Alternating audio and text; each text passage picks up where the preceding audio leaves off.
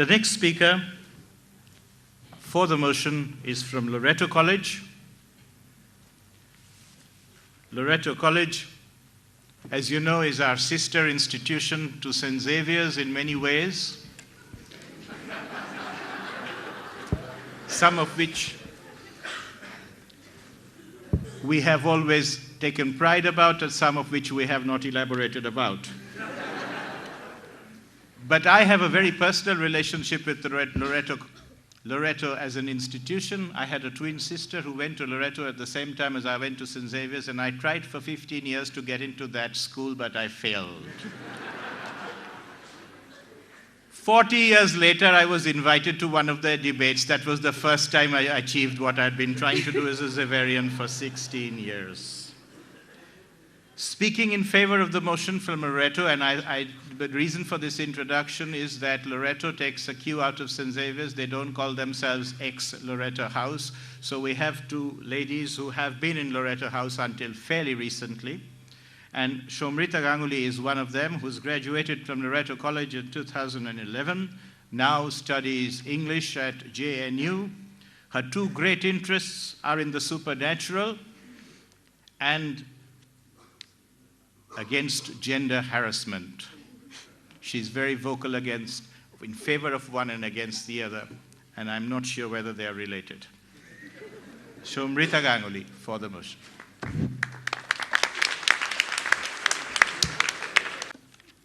He passed away last Wednesday. It was a wet winter morning in Calcutta. The world wept the death of the maestro. The world mourned the loss of the music that it will never again hear.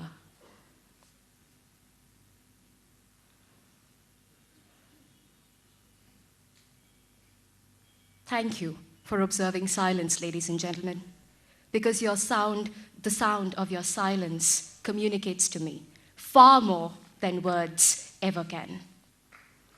Pandit Ravi Shankar passed away on December 12th. And this was my status update on Facebook shortly. It went on to record 63 likes. Now, what people could possibly like about this situation is something that I could not fathom. But yes, 63 people liked it on Facebook, liked it till I had to delete this post in frustration. Because I was not looking for them to like the poetry of verse and death. I was looking for the poetry of silence. I was looking for the poetry of humble reverence. I was looking for the poetry of quiet communication. And therefore, Mr. Chairman, sir, I wish to record my emphatic proposition to today's motion. Social networking is a failure of communication. Communication, members of the House, is not limited to words. And as you already know, living in the post-structuralist, postmodernist era, words are mere approximations of what we actually wish to communicate. It can never convey the entirety. Also, communication, as the proponent before me has pointed out, is not limited to human beings. Communication exists between man and nature, between man and animals, between man and the life around him, between man and all creations. I'm sorry, but the opposition has a very warped, has a miserably narrow view, a narrow definition of communication to serve its narrow purpose of either convincing or confusing you today, or the even narrower purpose of clinching this debate. But no matter what they tell you, no matter what they do, no matter what they teach you, what you believe is true, and ladies and gentlemen, do you feel fulfilled after having communicated through a social networking site? And yet, the opposition will insist that social networking is not a failure of communication. Really, a question that's driving me hazy at this point of time is whether I or the rest of them are crazy. I mean, here you have a wife who has to gloriously, publicly declare her overwhelming affection for her husband by poking him on Facebook. You have a father who has to keep track of his own son's whereabouts on Orkut or MySpace. You have a sister who undergoes this acute identity crisis till her elder brother has accepted her as a sibling on Facebook. Ladies and gentlemen, what is the use of a 24-inch waist if you don't touch it? What is the use of changing your display photograph on Facebook every day if you don't see it? It is emptiness personified. Or as Shakira, my idol, sings, it's about a life full of people with no one to call your own. And a research carried out by Forbes magazine clearly shows that the ratio between the number of online friends and real friends is a whooping 7:1. Meaningless tweeting and even more meaningless retweeting. Casual pinging and even more casual chatting. Careless liking and even more careless commenting is not what communication is all about, ladies and gentlemen. It is the elementary level of communication, if at all. There are 75 million more people grazing on Farmville in Facebook instead of actually walking on farmlands, breathing in the deep air. As the proponent before me has already pointed out, thank you, but I also suppose we are one of those, so let's not celebrate it. Anyway, so as the proponent before me has pointed out already, art is twice removed from reality, thus said Plato. Do I need to tell you now how far removed from reality social networking is? And please do not give me stories of how social networking allows you to remain connected with long-lost friends or to get in touch with people who are staying far away. Ladies and gentlemen, whom are you bluffing? There is a reason behind people staying in touch or not staying in touch. Why did you lose contact in the first place? Why did you drift apart?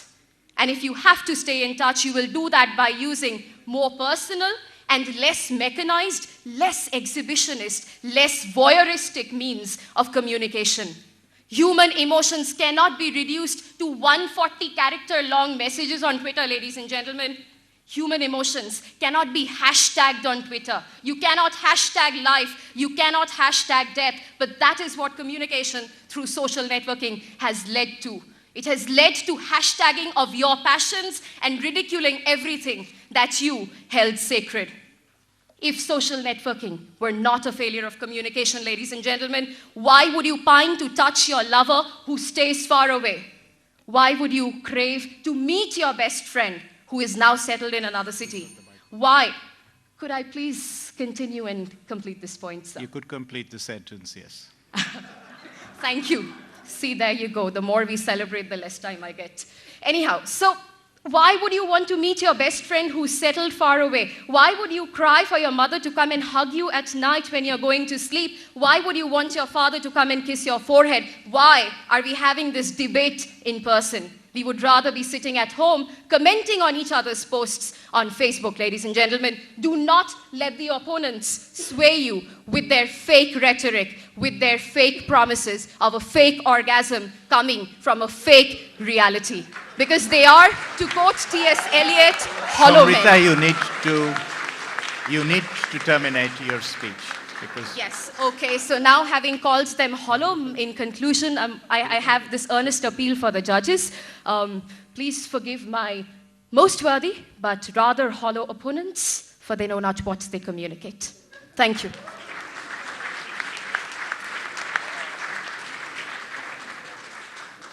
the only reason why we allowed her 20 seconds extra, and this is not applicable for other speakers, is because she made us observe 20 seconds of silence before she began. Yes. Can we have the microphone here, please, to Presidency University?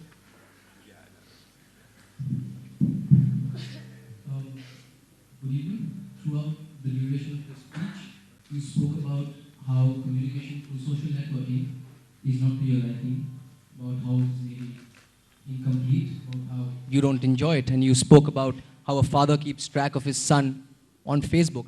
But all of these things are also a communication. You might not like that communication, but throughout your speech, you have gone on saying that a man can communicate with himself, but communication through social networking, it just doesn't feel the same, but it is still communication because the recipient is receiving the message of the sender. Thank you very much. And the question is? She understood, sir, I'm sure.